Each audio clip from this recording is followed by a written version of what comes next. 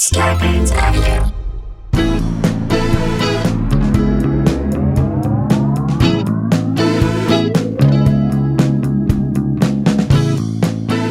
Hey guys, welcome to another edition of Sklarbro Country, the virus edition, a.k.a. the Pandy Pods. A.K.A. one egg, four legs. And I'm going to get this a.k.a. from our gal in Ireland, Sarah Dunn, a.k.a. two Jews, win-win, no lose. There you go. Thank I like you. that. How about that? Solid. Kicking it off from Ireland. Get me international push. Thank you. And by the way, Mike Huddleston, love that from Sarah Dunn. So here, the a.k.a. man, Old Zealand approves of it. He gave you his approval. Old Zealand thought that they had a little Irish spring. He had a little love for New Ireland. I love it. Old Zealand, New Ireland. You guys, We're bringing people together with this show. That's what we do. we're coming off a holiday weekend. As this drops, I got back from Zion, so hopefully I had a great time. You went to Zion Williamson's house? Yeah, I went to Zion Williamson's house, the one that Duke bought for him. Oh.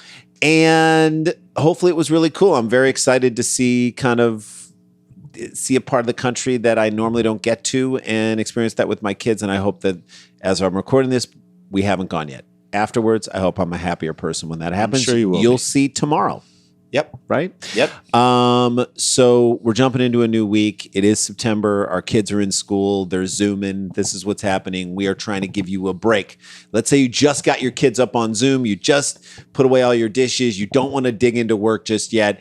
Listen to this and let us get Take you. a little walk around your neighborhood. Let us get you in the mood to attack your day. You ready for this? Yes. Let's get into it. So my favorite part of any infomercial is the world they paint, which does not exist. The dystopian black and white world they paint. Sepia-toned world. The problem-riddled world which, by the way, could be the world we're living in right now. Right. Right? This is every infomercial's first 30 seconds or minute is better than the life we are living. It's better right than now. what's happening right now. Sure. But that's the world they paint. That to me is my favorite. Has this ever happened to you? Right. You're trying to heat up your pasta. The lid gets suctioned onto the Tupperware. No matter what you can do, you can't get it off. And it's enough to drive you insane. It's enough to make a guy fly private. Is it enough to drive you insane? That's my question. Is it enough to push you over the edge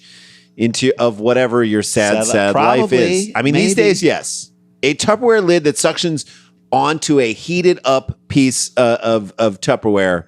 That would be enough. That would be enough to make me I'd throw it against the wall. Yeah. I'd chuck it against the wall. The problems invented by these companies, Jay. The intensity of the problems that may exist. Don't you hate it when your cooked eggs don't slip right off the pan onto the plate? I don't hate it. I mean, I hate anti-maskers. Yeah, hate is such a strong word. I hate people who shoot protesters. I hate those people. Don't you hate it when you're hanging up your shoe? No, I never hang up my shoes anywhere.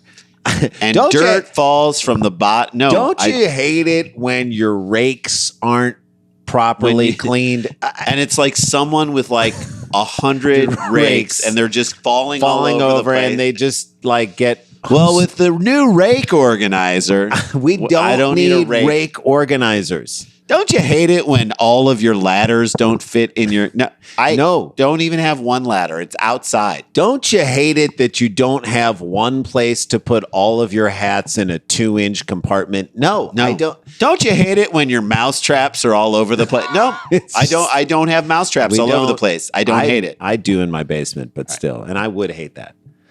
But they create that first world where kids are just out of control, hanging from light fixtures. Eggs don't fall out of pans. The egg doesn't fall off the pan. You're like break down. You're using screwdrivers to get it out of the pan, and you're ruining the surface of the nonstick. Yeah. Don't you hate it when you have to blow up your kitchen just to get that? No, we don't have to blow up the kitchen to get the eggs off the pan. Don't you hate it that you don't have one dedicated place to hang all 50 of your oven mitts? No. Nobody has 50 oven mitts. I hate it when a cousin puts like a right-wing thing on Facebook. Come up with something for that. You need the oven mitt caddy organizer. No, you don't. The oven mitt caddy.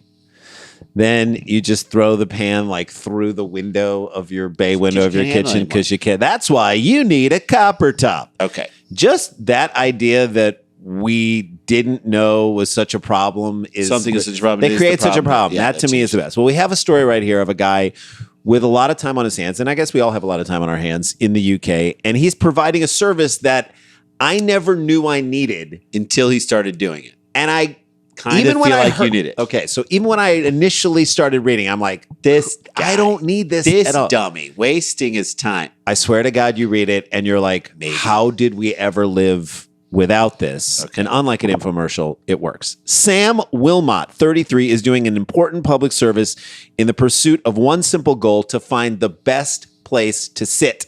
Mm-hmm. Okay, I'm kind of listening. Sort of. 23 years old. Sam from Yate, Bristol, spends his time. Sounds like a combination of 4 cities in Connecticut and a bunch of cities in England. Yate, Bristol, spends his spare time visiting and rating public benches based on important criteria such as comfort, design, location, and view.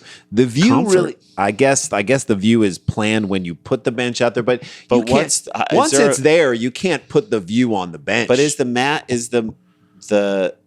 that much of a difference of comfort among benches? Jay, I have lived 48 years on this earth without these bench reviews, and I've been fine. I thought I was fine until I started hearing these reviews. Don't you hate it? All right.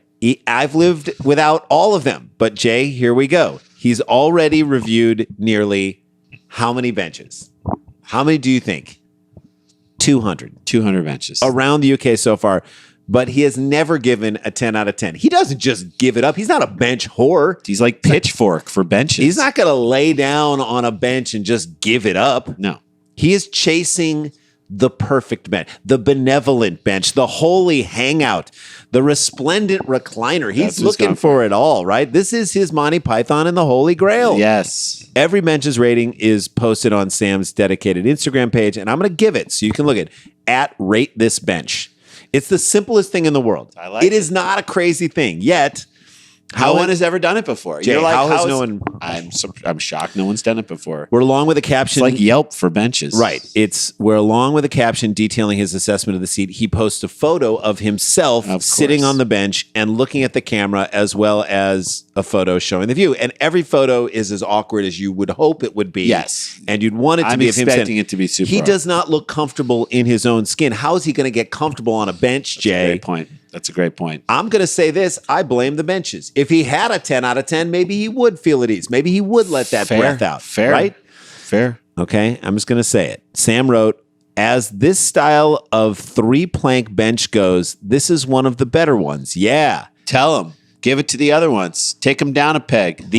Take them down an iron framework peg. The iron framework, well-crafted and thick planks that once upon a time had a nice varnish finish, make this a good bench. Wow. Simpler time, right, Sam? Yeah, a simpler time. It once had a nice varnish. I could describe that. Describes a lot of people. We all want to go back to that time in life when things had a good, nice varnish on it. A nicer varnish. When the world itself was better varnished. He's reviewing benches, but really he's holding up a mirror to all of us, isn't he? And the lives that we're living now versus the lives that we could have lived.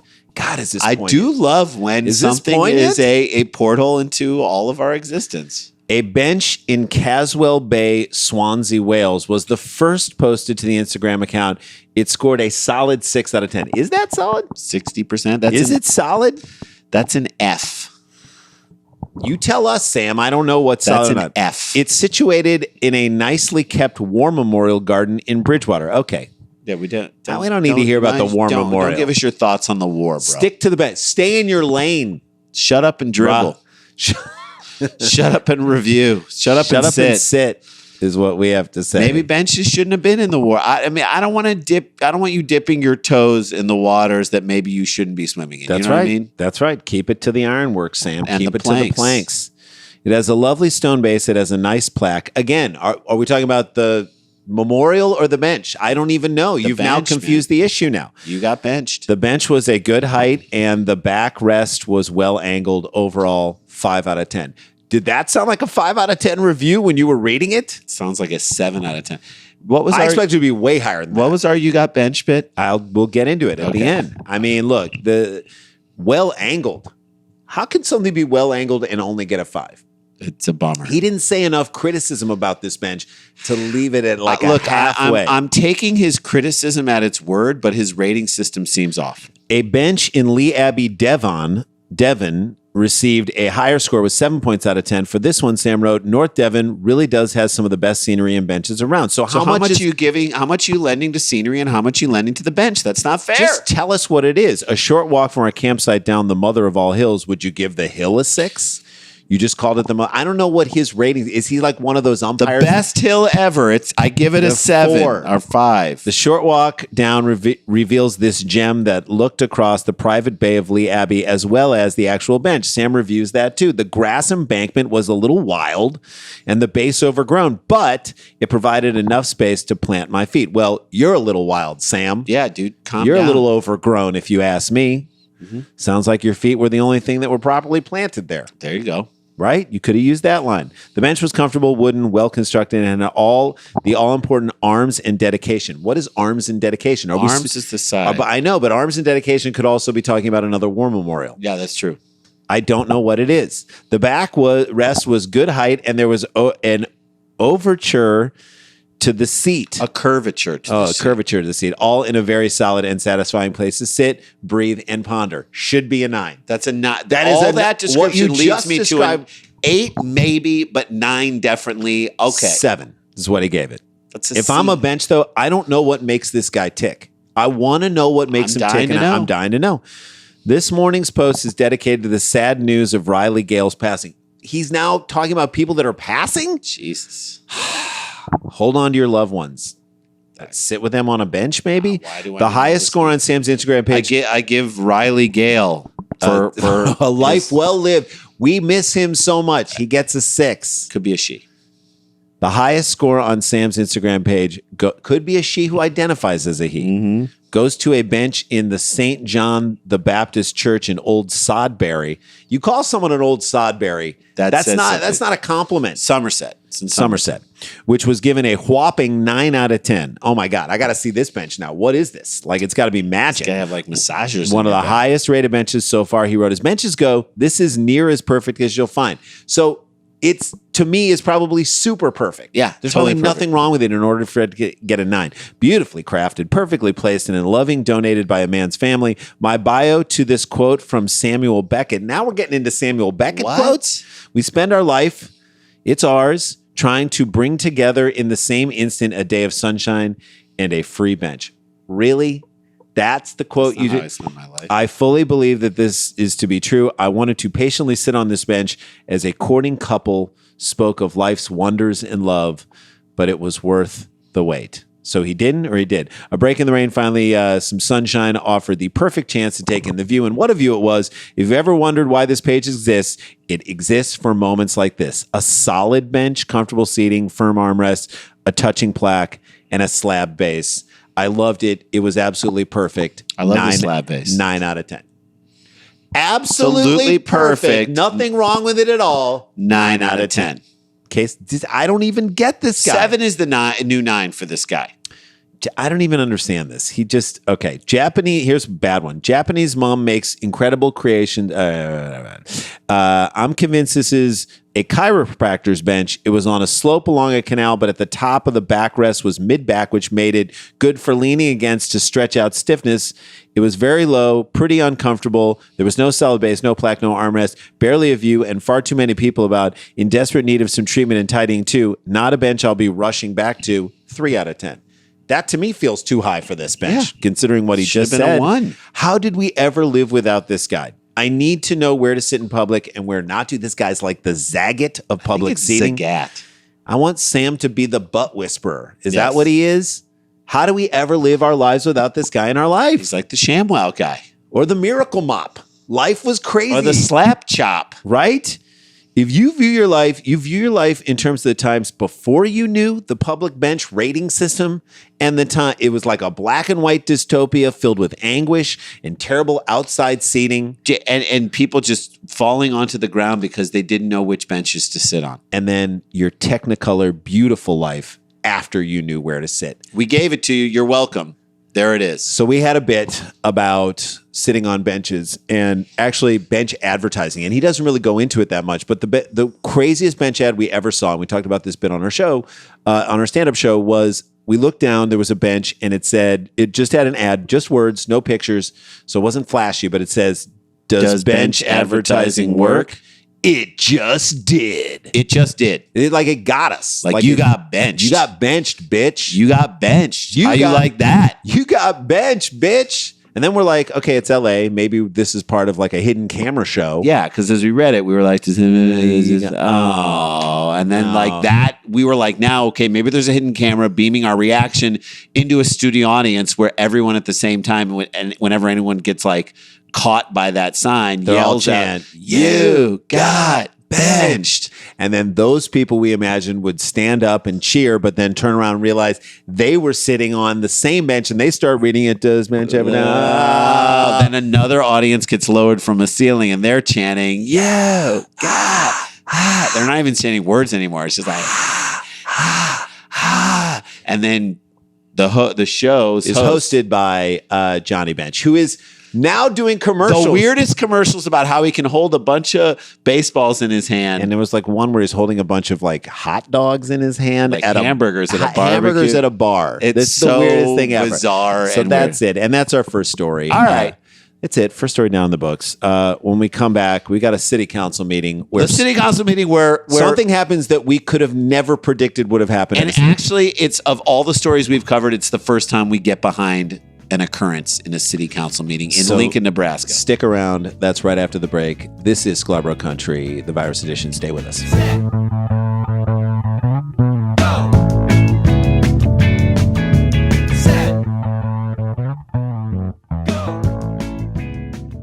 Hey guys, welcome back to the show. Want to announce something super cool. If you're a Cheap Seats fan, we put up the unaired pilot of Cheap Seats. This was just the concept of what we were thinking the show would be, with like zero production.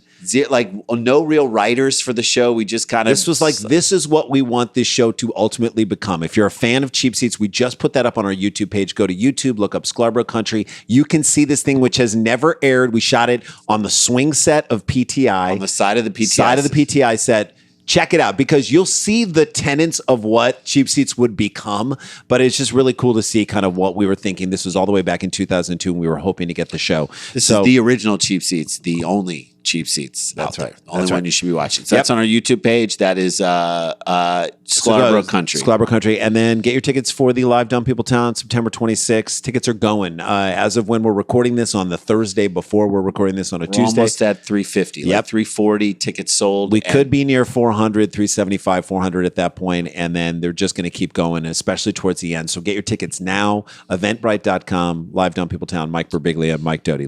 And by the way, rate and review this podcast. Like, it really helps us out. It takes like 1 minute to go to iTunes, rate and review it, give it 5 stars, let them know that you like it, and that keeps us up in the mix. So appreciate that. All right, finally, we have a story from a city council meeting that I will just say fills my heart with joy. Yeah. It's magical. A dude who in this pandemic decided to bring some light into the world of darkness. I feel like it's in the spirit of this podcast. I love all the comedy we do. He's doing God's work. He is doing God's work, or comedy God's work. God's plan. So frankly, it's something that I looked at as it was happening, and it reminds me of something we would have done when we were in college. Right. There was a thing in college. I remember there were public access camera across from the courthouse in Ann Arbor, showing like this beautiful fall tree. It's just a gorgeous tree. And some George Winston piano being played. It's beautiful. And we woke up on a Saturday morning and we saw that. And we're like, is this live? And we know where that tree is. So we told our roommate, my roommate, who is now a gastroenterologist, Josh Levitsky, we told him to stay at home and turn on the public access channel. And then Randy, me, and Mark Bernstein, our buddy, went out to the tree and just started. Put on all this hockey gear and had a hockey fight. We started wrestling with each other and fighting by this tree during the George Winston. It was like music. The calmest music, the most beautiful fall tree, and then here we were fighting in front of the courthouse. It was prank that hurt nobody. But it was so much fun. But for anyone who watched, it was fun. Keep that in mind when you hear this feels like story. that kind of throwback prank. Okay, it's subtle, it's funny, it fooled everyone. I'm assuming also, including TMZ, where I read about this and other outlets reporting it. It's not, by the way, not hard to fool TMZ. Yeah, I don't Harvey Levin not exactly digging. He's not digging for the stories truth. Here. He's dug harder for an extra sip from his giant, meeting smoothie than he has to dig for truth in any story. That's All right, right. let's get into the bit. A dude in Lincoln, Nebraska, showed up to a city council meeting, wore a shirt and tie, not a slick suit. Shirt and tie, like shirt and slacks, like he was Appropriate attire for someone who's like, this is my nicest outfit. Right. That's what you gather from this guy, that he was dressing up. Or like if he was the assistant manager of a Subway. Not the manager. But gunning for her job. Right. Now, we need to give our city councils the highest level of respect. We don't normally feel like we have to do that. If you listen to this show, you know that anything can happen at a city council meeting. If it's on a Zoom, people can get into fights over virtual. Can get thrown. Zoom background. Someone could get naked in it. This guy was like, I'm going to come here and show it some respect. Class. Right? This guy did none of those things, and that's why I think he pulled it off. That's all right. He started one way and no one expected it. We've always said this, by the way. Guys like John Glazer, our buddy John Glazer, is the best at making improvisations as real and believable as possible. He plays the reality of every situation so well. It's been a real teaching thing. And it adds a layer of it like adds layers to the jokes. It hides the jokes better, and it makes people have to work just a little bit to find the joke. It doesn't signal the joke as much, and I think as a result, it creates brilliant, smarter, bigger comedy. All right, so this guy definitely studied in that school of improv because he showed up, long red hair, shirt and tie. That's right. Kind of looks like a long-haired hippie version of Trey Anastasio. Yeah, from Fish. Yeah. So he respectfully takes the mic, tees up his grievance beautifully. He started with a simple, all right, Lincoln has the opportunity to be the social leaders in this country. I'm already listening. What do you got to say? This is a great opening. Given the current climate we're in, let's actually get into something right here. We're going to hear something weighty. By the way, he didn't come to the mic and say, I've got to talk about something that's burning a hole in my heart. No, he said, at Lincoln, we have the opportunity to be on the forefront of social. Solid point. That's Political right. Climate, solid point. Again, he continued by talking about how we're casually ignoring a problem that has caused our children to call things by the wrong names, and it's a problem. Okay, now we're talking about You got mascots of sports teams. We talked about it in last episode about a lake that needed to have its name changed. So where's he going with this? He's dancing around the area that would. He's just vague enough that it could be anything at this point. It's a perfect setup. And people are he's bringing in the children. Talking about the future of our country. He also didn't raise his voice at all. He didn't blow his wad, and I love this he about this guy. He was calm and focused. Then he continues, and he goes into the that he goes into nice family restaurants, and he hears people throwing this name around and acting like it's just fine. That's a good tee up. Solid tee. He's got everyone's attention. He's still calm. Nobody can tell it's a joke. That's right. Then he drops the hammer. He says, quote, I'm talking about boneless chicken wings. Solid, huge, and it gets a huge laugh from the gallery. And then he doubles down by going after the people that laughed. And this is why, but not by yelling at them. Again, keeps it small, acting like he's surprised at their disrespect. Right, he kept it calm though. His tendency in these situations is to push the anger. So I remember I got to audition for Curb Your Enthusiasm, and I got to get the part, and I still feel bad that Randy never got the chance. But it's okay. Let's talk to Jeff Garland. A show that I loved. No, it was a very lucky thing. Jeff Garland was like, I think one of the Sklar brothers would be good for this role. That way back in season 3, I got the call. I don't know why, but I showed up at the audition, and it was an argument scene. And I fortunately was studying acting with at the Pacific Resident Theater, great teacher. And his sort of philosophy, or what he said, was, look, don't play the problem, play the solution. In other words, if you're drunk, you don't act like you're drunk. You try and hold it together. And the fact that you can't hold it together shows how drunk you actually are. So in an argument situation, he would say, play the solution. Like, how would you get out of the argument or try not to be in an argument? So the harder you try not to get into the argument, because the tendency is you see that you have an arguing scene with Larry and you're like, oh, okay, here we go. Gloves are off from the second. Let me try to get as many funny lines in. Let me try and because it's only going to be like a 4-minute audition. I just have to really impress them. So I came into the thing saying, I'm just going to try and not get into an argument with Larry. And this is back when you auditioned with Larry. With Larry in the room. So Larry's in the room, Jeff's behind the camera and the casting person, and they said, okay, get ready to go. And we go and we start doing it. And I'm just like trying to passively aggressive, not fight Larry. You're also in a store and the customer's always right. And you're playing that like you wouldn't just get in his face. He's a customer there. So you're trying to give him the benefit of the doubt while also trying to do what you want to do. Which forces him, because he knows we have to get to an argument with this scene, to work harder to piss me off, which made him a lot funnier because he started doing other things and he had to like really push my buttons. And I'm like, I don't love that, but can we not? And he's like, we're in a store and these aren't the things. And it's a scoop neck. It's not a scoop neck. It's a V-neck. You know, all these things that I'm throwing out of this thing. Very smart. And then we really start going at it. And then Larry starts laughing. And another thing that we talked about in improv is like never stop the scene until they keep going until they stop you. So I was like, oh, this is your this is funny to you. This is a whole big joke to you. That's what you did. What I'm doing is a joke. He's like, no.